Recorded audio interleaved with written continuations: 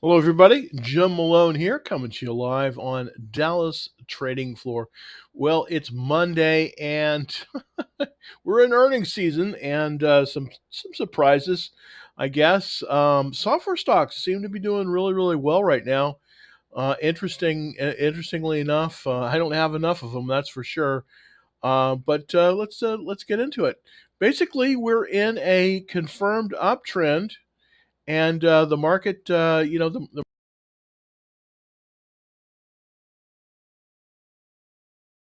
there we go. Okay. Working. All right. Basically, the Nasdaq was up today. S&P pretty much flat, and the Dow was flat as well. So, kind of a flat day. Just want to show you this interesting stock that is setting up very, very nicely. It's Allegro Microsystems, and it was up today about 1.9%, and it is in a buy zone above 48.72. So you might want to put that on your list. It's forming this kind of nice cup with handle. Let's just zoom in on the chart here. It's ALGM is the symbol for it, and let's jump on over there for Allegro Microsystems, um, and let's take a look at it here. Basically, it's got this sort of this cup, this sort of cup with handle, and again, it's right there, it's right there, getting ready to break out. Let's take a look at the intraday chart on this one. Sort of flat, kind of coming in, little bit of resistance, some selling at the end of the day. I kind of don't quite know what to think of it, but I'm getting ready to possibly take a gander at this one. This is the 48.16 here. This is sort of the buy point here. It's a little bit above that buy point, and it does look like it is starting to move above it, which would be good. So this might give us an opportunity here.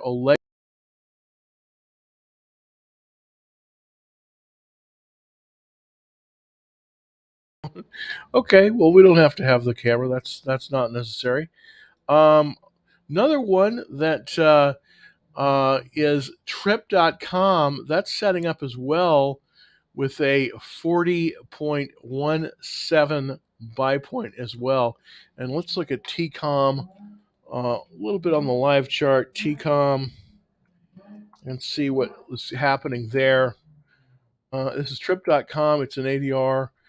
So it is a foreign stock, which tends to trade a little bit differently. This one's coming in, starting to make its move. This essentially it's moved into sort of the buy range here.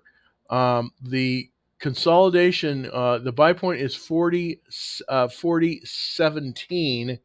So this is one you might want to take a look at potentially to buy as well. And let's get 4017 on there. Yeah, so right about here, it's just peaked above the buy point, just barely. With this sort of this cup with handle. But this one also, sort of in the software area, is definitely something that you want to possibly maybe take a look at. Allegro Microsystems. So that one definitely is giving us some opportunities. All right, stock of the day, UiPath. I've traded this one before. Haven't traded it in a while, but it's made a nice move, up 2.52%. This is what I was saying about the software stocks. They tend to be coming in very nicely, and it broke its 50-day moving average, so definitely looking pretty good there. And cup with handle pattern, 95 out of 99 in the composite rating. So that's another one you might want to put on your watch list. Path, PATH. Basically, the buy point is 1903. Let's go over here. Look at Path, PATH on the live chart, and take a look at it. UiPath, of course, is the stock. And let's go to the daily. And this is a 1903, basically right about here. So yeah, right at that level, right in here. Still, coming up. So probably this would be a little bit low here to buy it, but it's coming off of that 50-day moving average. So that might not be a bad way to go. Relative strength is 86, so a little bit weaker than a little bit weaker than some of the other ones, but not a bad not a bad play at all here.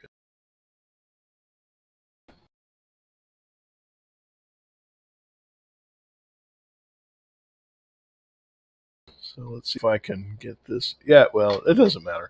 Let's get to the questions here.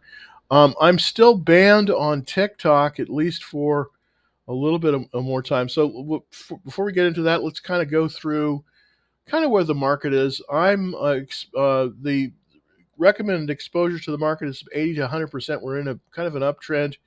Um, it's a confirmed uptrend here. The market changed its direction on May 10th, so that was definitely, we want to start moving all into the market. Um, Also, here's what I have currently. I'm holding which is the Roger Federer shoe company that was up today about 2.19%. Ollie's Bargain Outlet. This was down all day, and then right at the end, it staged a nice rally up 1.67%. This is Ollie. This is my retail stock that I have. I also have a position in Amazon. Now, Amazon is going to be reporting on Thursday, so I'm probably going to make a decision tomorrow whether or not to hold it through earnings. I don't have 10%. I don't have a 10% cushion in this one. I probably will be selling Amazon.com tomorrow, but it does report on Thursday, so that's something that you might want to look at as well. Down a little bit on Intel, kind of disappointing there. I still think that I still think it has legs, but I'm going to be watching it carefully. Samsara, this is the Internet of Things company. It was up just slightly. It was down all day, and then right at the end, it moved up. Palantir made a very, very nice move today. It was up 11. It was up 11%, 11.4%. I have two positions in this one. I still think it's buyable. Let's jump on over to Palantir. PLTR is the symbol, of course, and jump on over to that chart on the Palantir. This is what I'm talking about here. Just a tremendous move. This was the 10% move. It's really right here at 20. I think that we're probably going to get a pullback probably tomorrow at to about I think about 1875 or so. That's where the higher high is, but it's showing a lot of strength. There's some serious money coming into this issue. RS rating is 99, and look at the volume that's here. Lots and lots of volume coming in. This is institutional buying. We did get a recommendation on this one as well. So Palantir, I don't think we're beyond buying this one either. So you might want to put that on your list as well. I'm also in Tesla, just at about 168. So I just got into Tesla. It's I sold out right before earnings when we hit 296. I had a stop on it, and I got stopped out, which was good because it pulled back very, very strongly. Now, of course, it's making another move, and I think that this might give us another opportunity to get into Tesla. Which I still think is a tremendous stock. It's just it's very volatile, and it basically went all the way up here to about to 296, and then boom, this was earnings. It pulled back, and now it's starting to get some support. It's starting to get some support right here. So 268, I think, is a good entry for Tesla. Also Boeing. I'm in Boeing. It was up just slightly. Not really much to write home about on Boeing. It's just basically a big stock, but they did have good earnings and they were up on that. So let's go and take a look at Google for Sandeep. Thank you, Sandeep. Appreciate it. So I'm going to jump over here and take a look at Google, GOOGL. Now, I did sell my position in Google. I took profits on this one on Friday. Just wanted to kind of make sure that I was going to get I was going to make profits on this one. But this is Google Class A GOGL, and it's holding nicely. Relative strength 89. Let's jump on over to see kind of what Stock Charts is saying about it. Let me just go over here just to Google GOOGL, and I'm just going to try to look at the kind of how it's trading. Yeah, there we go. Again, just kind of right now 132.72. Kind of, this sort of it's not really a cup with handle, but it came down. It got support at the 50-day moving average. It's above the 21-day exponential moving average. Right now, not a great place to enter a new position. It's a little extended here, which is kind of unfortunate. Let's see. I'll just show you how extended it is. And there we go. Yeah. Okay. It's a little. It is extended from the 21-day line. So if we were to look at that, well, let's get the change in there. There we go. Okay. So if we're looking at where this is probably the reason you don't want to buy Tesla, but don't want to buy Google at this level, because it is, unfortunately, it is extended. As you can see, it's basically 7% above the 21-day exponential moving average. So you probably don't want to buy Google at this point. Now, this would be a good place to add if you already have a position in it, but I would not be initiating a new position here. I just don't think it's a good place to be for a new position. All right. Hey, how do you manage year-end capital gains? Do you allocate some of the gains to taxes that you can? Okay. Well, good question.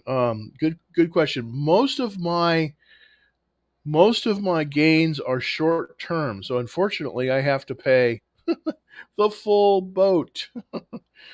Now, as you know, long-term capital gains are 1 year plus a day. So if you hold the stock for 365 days plus one, you're going to have the capital gains rate is going to be much lower, because it's not going to be ordinary income. But if it's less than that, and most of my stuff is, because I'm a trader, it is at the full rate. So how do we allocate some of the gains? What you can do is you can do loss harvesting, and depending on which broker you use, I use TD Ameritrade. It has a built-in function for this loss harvesting, and it will optimize your loss harvesting. Selling for the loss harvesting. So that's kind of the simple way of. I don't know if that's simple, but that's sort of the way it goes. So, but I typically have short-term gains, and that unfortunately is taxed at full rates. So that's the way it goes. All right. Hey, what do you think about PayPal? Thank you. And I hope you're doing well down in St. Bart's. I would always wanted to go there. So let's go get PayPal, PYPL, and take a look at PayPal. Okay, well, here's the issue that I have with PayPal. I use the service all the time. I think it's great. We're still in this downward trend, and it's painful, because it's just, we probably could, we probably could do something, but it just doesn't work. Oops. What do you know? Okay. I didn't. Okay. Well, I didn't think that. Yeah. Let's see if let's go to the other chart. Make it a little bit easier here. PayPal, PYPL. And here's the problem that PayPal has. I still think that, we've come up a lot here. We're above the 50-day moving average, and we just poked our head above that 200-day moving average. But the problem is, I want to see a little bit more strength here before I do anything. So that's part of the issue here. I still think it's too early to be buying PayPal because I still think it's moving in sort of this downward direction. Relative strength is 25, so I just even though it looks good, I don't think that it's time to buy. Now, the one that I do think is time to buy is SoFi, SOFI. Why? Because it just moved above that critical $10. And institutions will now start to come into this stock. So this is one, if you want to be in the financials, this is one I want to kind of put on your radar. This sort of was the key here. You see, it came in with this cup with handle, and then it moved above that $10. Just today, it moved above the $10, 98 relative strength. I'm looking at this one really carefully. Notice the big volume that's coming in here. I think that finally now we're going to get some institutions looking at this. Let's take a look at the weekly chart. You see, it was way up here, and then it came way, way down, and I don't think it's really been viable until really today because it hasn't been above $10. Um, Most institutions will not buy a stock unless it moves above $10. So this one you might want to put on your radar. SoFi, SOFI. I'm probably going to be looking at buying this one. I haven't done anything yet. You see, this was the gap up here. We were right below $10, and then boom, kind of good earnings came in there, and then wow, now we are significantly above $10. This is the key. That's $10 there, and it's moved there. But I wouldn't buy it until let's see if we can hold at about $11. But I think this one might be really, really good in the near future. So SoFi, you might want to put that on your list. I don't own it yet, but I'm looking at putting in a position there. All right, Lisa. ALGM has earnings tomorrow. Be careful. Absolutely. You're so right about that. You don't, in this kind of market, that's part of the reason I've been selling my stocks early, is because I don't want to hold them through earnings unless I have a 10% cushion. That's so, so important. Um, this is ALGM, and it definitely has moved above kind of its resistance at 48.25, and it's cut with this little cup with handle. But unless you're up 10% on this one, it's probably better to sell it before earnings come out because this could have a negative reaction to earnings, and you just don't want to be caught when that's going on. So let's look at ALGM on the other chart here. Let's see if we can get a kind of a good look at it. ALGM. Set my template. Well, let's just go over to the other chart. Let's go to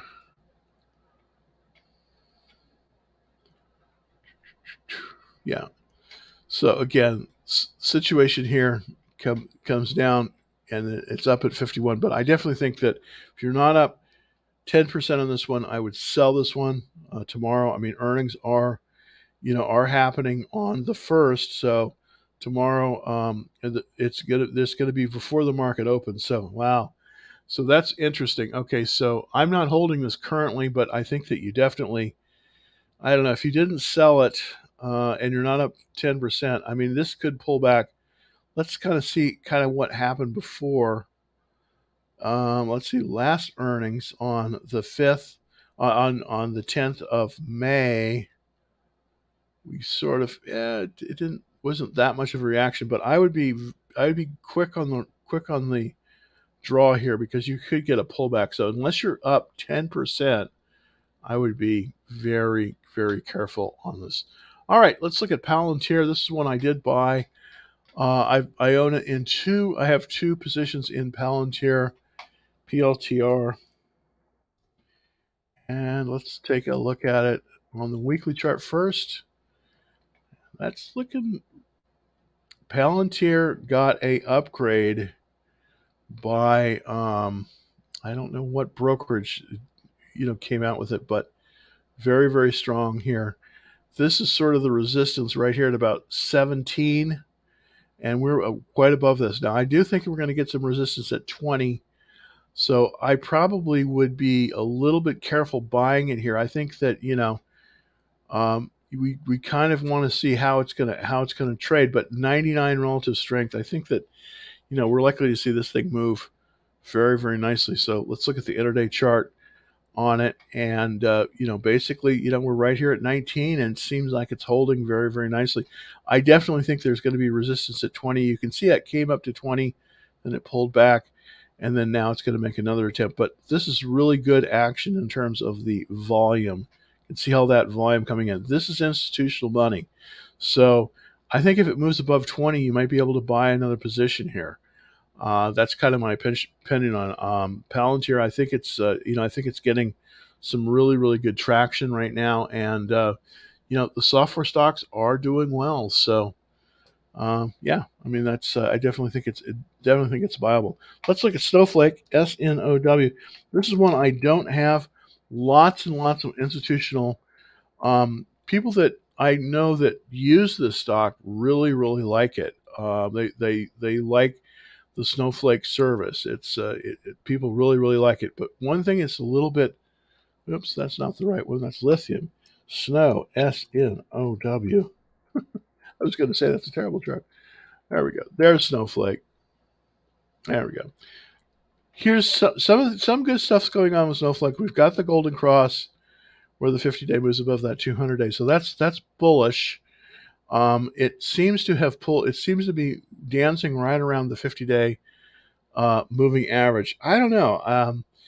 81 relative strength. We're starting to get good. I really kind of want to see it break out above about 190 before I'd be that interested in it, because I think it's sort of in this consolidation from about 166 on up to about 190. So I think that we might get a pullback. It seems like this is pulling back and it's reversing higher, but I see resistance right here at about 191. So I would probably hold out on this one if you don't already own it. I'd wait until you get this above about 191, see if you can hold above there, and then I think that might give us an opportunity. But I don't really think that I won't want to buy it right at this point, even though it looks like it's going to make a move higher. But it's still kind of it's sort of in this basing pattern.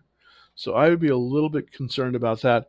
Probably would not be a buyer here. I'd probably wait until it goes above about 191. So that would be probably what I would do. Alrighty. Thank you, Charles. Let's look at ET. ET.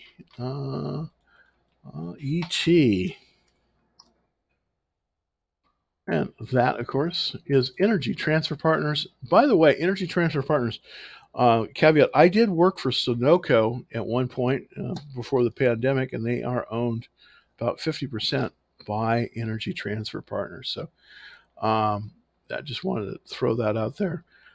It's just, this is slow and steady wins the race, just kind of just crawling up the 200-day moving average. I think, if you're willing to be patient, this one is really, really good. I think, though, probably a better bet if you want to be in the energy space is to be in the not necessarily in the pipeline companies, but in the equipment companies. SLB is looking pretty good. I want to show you the chart on that one. That's Schlumberger. Well, it used to be called Schlumberger. It's now just called SLB. But this one is, I think, one that you can, this one is starting to show a little bit of strength. We're starting to get the Golden Cross here. I think it might be a better choice than ET, Energy Transfer Partners, but ET is very, very good. That ET is very, very good as well. It's very stable. Pipeline companies are not very exciting, but they typically deliver profits year in, year out, and that's definitely the case with Energy Transfer Partners. And it's moving right up that 200-day line. Nothing really exciting. Relative strength a little bit low at 58. I think I'd want something a little bit better than that. Let's take a look at Tidewater, TWD. This is the company that supplies the ships for the offshore oil rigs. and it's TDW. I guess that's it. Tidewater. I had this one. I took profits on it. I kind of regret that. Just kind of moving up very, very nicely here. Looking on the daily chart, this is making a move above 60 and definitely looking pretty good. So, but Energy Transfer Partners, I mean, there's nothing wrong with it. I just think it's a slow and steady mover. I mean, that's just really that's really the thing. Let's look at EPD, and there we go with EPD. Enterprise Partners, also another pipeline company. Golden Cross on this one, so that's nice. But again, 46 relative strength. I think you can do better than this. I really do. I think you can do better than this. So I think that maybe some of the oil service companies might be a little bit better. I mean, you can get that oil exposure, but you also have the strength of, they're just a little bit better performers. Let's. I want to look again at SLB. This is the leader in the oil services. Schlumberger. There we go. See, it's much stronger. 86 is the relative strength on this. It's above that 200-day line. That's good. And the 50-day is catching up. It's just going to cross above that. So this one is ready to go. This I think is going to, if you're going to be in the oils, this is probably a better bet here because we're coming out of this consolidation. And it's pretty long consolidation. It goes all the way back here to January. So it's 6 months of consolidation. So that's a good amount of time. Typically when stocks come out of these consolidations, and we're almost there, the buy point being about 58, 53, that's when it's going to move probably higher. Notice how there's been buying pressure, but fewer people are buying. So I definitely think that once we run out of those buyers, this one could go higher. SLB. What I like about it is it has that strong relative strength, and that's a little bit better than the ET Energy Transfer Partners, just because it is a little bit stronger. Alrighty. Okay, so let's take a look at GD. GD.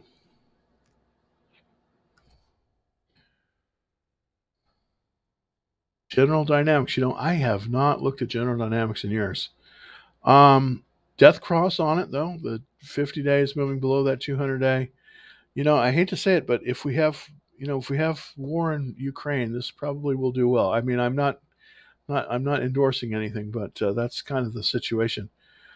Terrible relative strength line, 31. Look at how that relative strength line, it's trading below that relative strength line.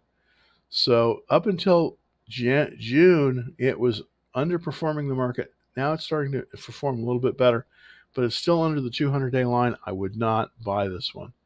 I just wouldn't buy this one. That's my take on it. All right, let's take a look at Adobe. That's probably the last one today.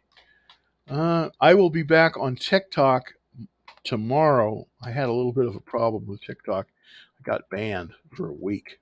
I shouldn't tell you that, but for some reason I can't figure out why. Um, but the algorithms are their own self, so you can't always figure that out. All right, Adobe is spectacular. That's the only way to put it. That's really the only way to put it here.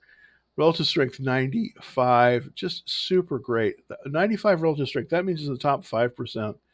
Notice how the line is above that relative strength line. That means that it is not only is it 95 relative strength, but it's gaining on that 95 relative strength. So it's actually getting stronger. Wow. Um, I think that Adobe really has it going on. It looks like it's making this move at 535. Is this a good place to buy it? I would probably wait for it to come in a little bit to the 21-day exponential. Let me see if I can get you that. Let's see if I can get that up here for Adobe ADBE. Take a look at that 21-day exponential average. Okay, let's see if I can get that right. No. There we go. There's the index that I like. This gives us the 4 indexes. And basically what the 4 indexes I use, 10-day line, 21-day exponential, 50-day, and 200-day. So we've come up nicely above that 21-day exponential moving average. We're very close to it. That's good. That's a good entry point. It's not a perfect entry point. Let's see if I can change the range up here a little bit, maybe to year to date, and then kind of get rid of some of this noise. There we go. It's going to get rid of some of the noise here. So we came down here to the 21 day. We gapped up. Boy, this is looking good. We may be a little extended. Let me see if how extended we are here. Just want to look to see how much extended we are. This is always the problem when you get these gap ups. I love these gap ups, but you got to be, you can't, once it gaps up like this, you've got to be, you got to be careful not to buy it extended. And right now, let's see if we're extended. Well, we're not that. I mean, we're a little bit extended because we want to be about 5% above the 21-day exponential moving average. We're 7.1% above it, so we're a little bit skewed here. Here's the thing: I would probably wait for this to pull back. I know that's tough. I probably would not buy that here, and why? Well, there's a lot of reasons for that, but one of the things is in a market like this, you don't want to buy extended. You don't want to buy typically extended. So what I'm going to do here is I'm going to, let's see, I'm going to put a reversal line on this to see how it looks. There we go. All right. So, all right. So this is sort of the reversal line. What I mean by this is that this is the line that when it changed its when it changes direction. So what I think is probably going to happen with Adobe here is that you could buy it here. You could buy it at this level at 546.37. But if you did buy it here, you're likely to get a pullback to approximately this line. So probably not a good idea to buy it at this as the extent of this. You need to wait a little bit for a pullback until you get to maybe about 524. I don't know if it'll come back that much, but more than likely this thing will pull back tomorrow based on kind of what the volume is saying here. But I think it's going to pull back. So it is extended. So I would not buy Adobe here. I'd wait for a pullback. I definitely like Adobe, but we want to wait for it to pull back possibly to closer to that 10-day line. And the 10-day line is at 524. So that's kind of what we want to see. The problem right now is that it's extended up here at 546. And more than likely tomorrow it's going to pull back closer to this reversal line here. So I would wait on this one. Maybe watch this one, but I would not buy this one directly right now. I just wouldn't buy this one directly. Alrighty, let's see. Let's look at Exxon Mobil. Oh, we haven't talked about Exxon. Let's take a look at Exxon Mobil. Jump on over here to Exxon Mobil. And I'm going to go to the weekly chart and let's look at Exxon Mobil, XOM. Chevron got an upgrade today. I definitely think you're looking in a good place, Charles. I like the oils as well. I think they're going to start making a move with the price of oil going up. But it does look like, at least for Chevron, I probably would not be a buyer. This is the weekly chart on Chevron. Kind of like to see the weekly chart first to see if there's anything in there. Let's look at the XLE. This is the ETF that covers the oil sector, the energy sector, XLE. And I just want to see how that's trading. Okay, so that's starting to come above that 200-day moving average. So that's interesting. The XLE is primarily Chevron and Exxon.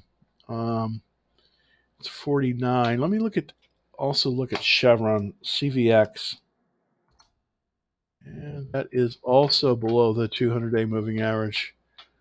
All right, so let's look at Oxy, OXY.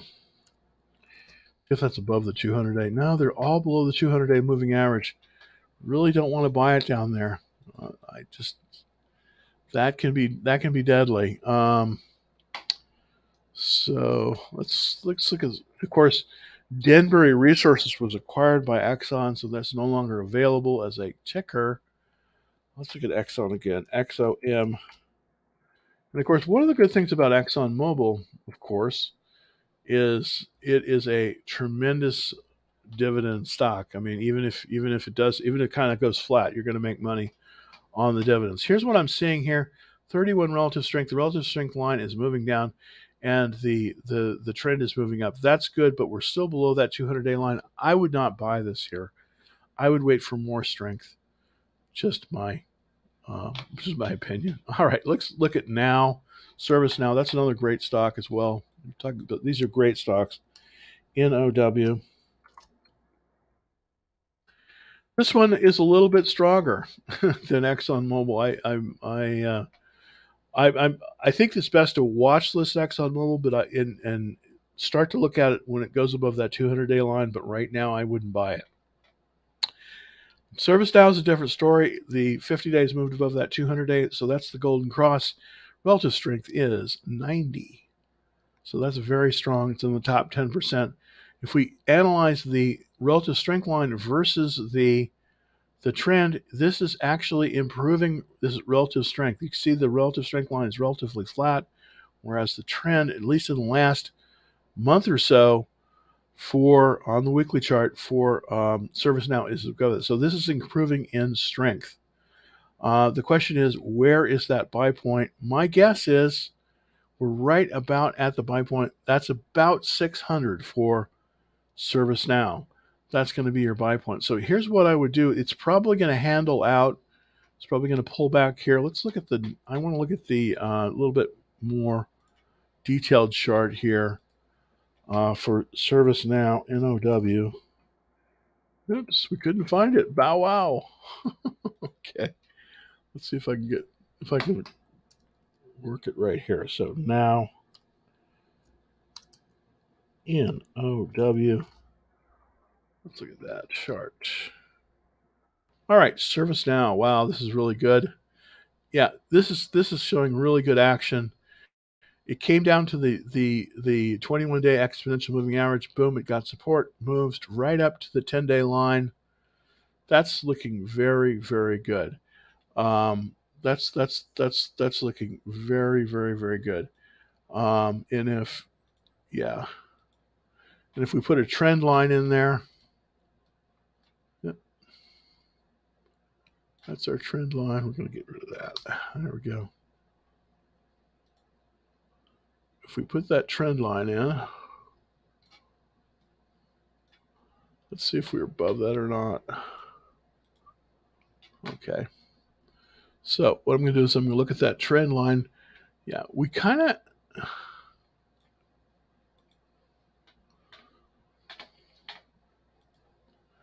So, yeah, we definitely have moved above the trend line, but we're still...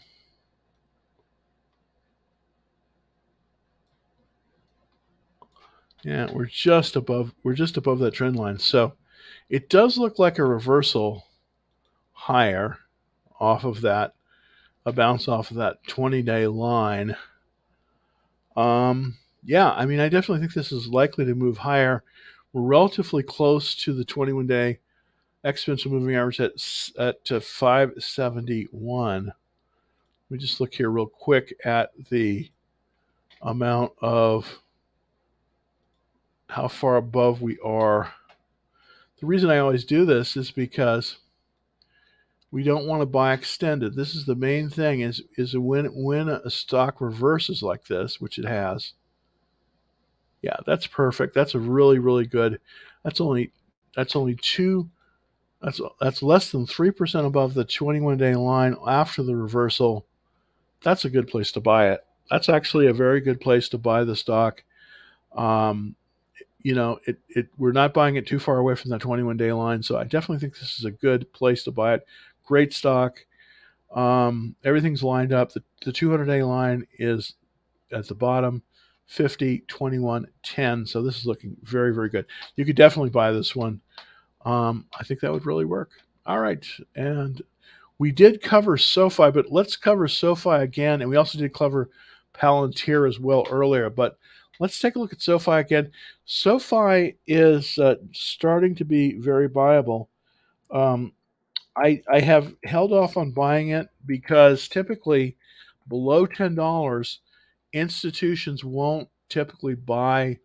They won't buy a stock below $10. But what happened here today was that we definitely moved above that $10. We definitely moved above that $10 mark. And so if you look here, there we go. Yeah, right about there, $10. Boop. There. So we definitely moved above that $10 mark. This is definitely really something really good to see, because once this happens, now the funds start coming in. Notice very, very strong, very, very strong reaction to earnings. It was before the market was open, but very strong reaction to earnings, and it's moved right up. Now it's going to probably pull back a little bit, but I think that if we get a close now, right now it's 11:44. Um, we'll see how it opens, but I think that if it can hold above $10, this might be a great opportunity to get in, because I definitely think the institutions are buying it. So definitely a place that you could buy it. Now I have not bought it before today. Why? Because, well, I don't. Typically, if you buy it below $10, you're not going to get that institutional support. Above $10, yes, you're probably going to get, at least from what I'm seeing, institutional support. So that's looking very, very good. All right, so let's take a look at Palantir once again. Let me go back here to Palantir. Now, I do own Palantir. I do own Palantir. It did make a move, very nice move today. Kind of came all the way up to 19, and then it moved past it. Now, this was a kind of a gap up situation. This was a gap up situation here. So put that in. There we go. And really, what happened here today on those earnings, the earnings were really good, and we had that gap up above, the key level being about that $18 mark, and moved above that. Now, here's the thing, and you have to be careful with this. Probably, if you don't already have a position, now you could add here, but I would probably wait for it to probably pull back a little bit, maybe to 1850. Currently, it's 1984, so we're a little bit extended above that 21-day line, and we did gap up. So I do expect it kind of to move, probably pull back, probably to about 19. That's where the last. That's kind of where the resist. That's kind of where it looks like the floor is. This is kind of where I think that the floor is right about 19. And the reason I do think that is because we have this this day where it came all the way up to 19, and then it pulled back, and then it made a second try, and then it's above that. But we are extended, and this is the problem. If you were to buy it here, I think it's probably better to wait until it probably pulls back and see if we get support right about here. If we do, then I think it's going to give us another opportunity to get in. Now, if you're already in it, you could definitely add, but I wouldn't start a new position. That's the main thing. I'd kind of wait and see how this trades, and see how this trades, because this could be a little bit extended. Let's take a look. I just want to look to see on Palantir. Yeah, we are very, very extended. As you can see, we're all the way up here. Yeah, We are 19, we're almost 20% above the 21-day line. What's going to happen typically is there's going to be a mean reversion. That's what happens. It comes up and there's a mean reversion and it pulls back. So probably won't pull all the way back to the 21-day line, probably more like the 10-day line, but that's still 16%. So not a good place to start a new position, but you definitely could add to a position here. So kind of cool. All right.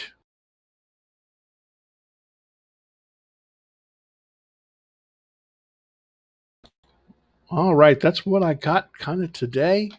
Everybody, thanks so much for taking a look at the show. Tomorrow I will be back on TikTok because I was banned for a week, and I don't know why I was, but I was. But if I could ask you to please, please, please like the show, that really helps us. So smash the like button, not the small like button, but the big like button. So smash the like button, and we'll be back tomorrow, hopefully at about 5 o'clock. Tomorrow. We should be back tomorrow at about 5. Also, if you want to get on our action trade alerts, super duper easy. All you have to do is go on over to www.Dallas Trading Floor, and we'll get you set up with that. And we're going to probably put some watch lists out and some other good stuff for trading. Till tomorrow at 5, everybody. Thank you so much for taking a look at the show, as always. And please tell your friends. It really helps us get out there and smash the like button and all that other good stuff. But until tomorrow, everybody, happy trading.